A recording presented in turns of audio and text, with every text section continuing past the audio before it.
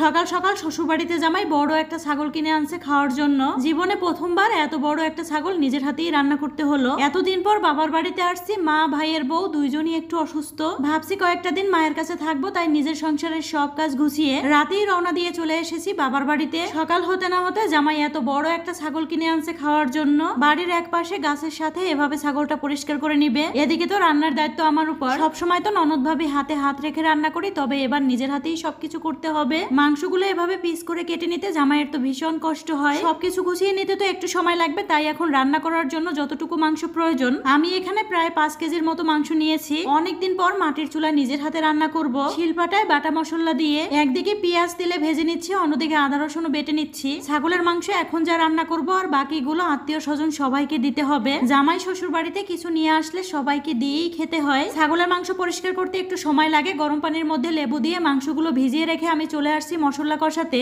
এবার আমি মাংসগুলো গরম পানির মধ্যে থেকে তুলে নিব। দেখবেন যে কোনো মাংস থেকে এক্সট্রা একটা গন্ধ আসে, আর এভাবে রান্না করলে কিন্তু মাংস থেকে আর কোনো খারাপ গন্ধ আসে না। এতদিন পর বাবার বাড়িতে আসবো শুনে আমি তো সন্ধ্যা থেকেই ঘর বাড়ি সব পরিষ্কার করা শুরু করছি। জামাই হঠাৎ করে সন্ধ্যাবেলা ফোন দিয়ে বলে, তুমি রেডি হও, আমরা একটু পরে বের হব। হঠাৎ করে বাবার বাড়িতে আসার একটাই কারণ, আমার মা ভাবি দুইজনই একটু অসুস্থ, তাদেরকে নিয়ে আসতে হবে ডক্টর দেখানোর জন্য।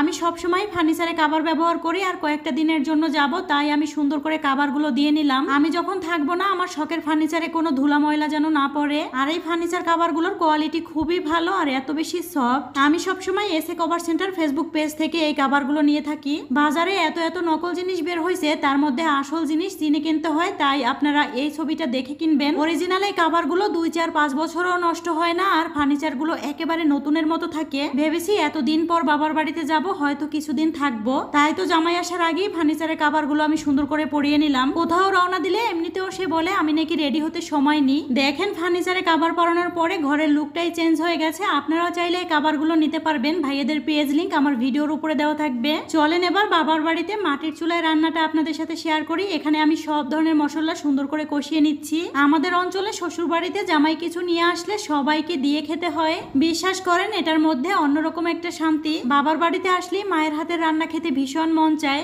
মা অসুস্থতা নিয়ে এই রান্নাঘরে বসে রান্না করতে চেয়েছিল। আমি বলছি, মা আমি নিজেই রান্না করব, তোমাকে কষ্ট করতে হবে না। এই গরমের মধ্যে মাটির চুলায় রান্না করা কি যে একটা কষ্টের। যারা সবসময় মাটির চুলায় রান্না করেন তারা তো জানেনই। গ্রামের বউদের বলতে পারেন সকালবেলা উঠে এটাই প্রথম কাজ। যখন আমি গ্রামে ছিলাম সকালবেলা ঘুম থেকে উঠি এভাবে সব কিছু পরিষ্কার করে নিতাম। বলতে পারেন একদিনের জন্য বাবার বাড়ির সব দায়িত্ব আমার নিজের কাঁধে নিলাম। আমি তো রান্নাটা বসিয়ে দিলাম, আর সবাই অপেক্ষা করছে কখন আমার রান্না হবে আর কখন সবাই মিলে খেতে পারবে।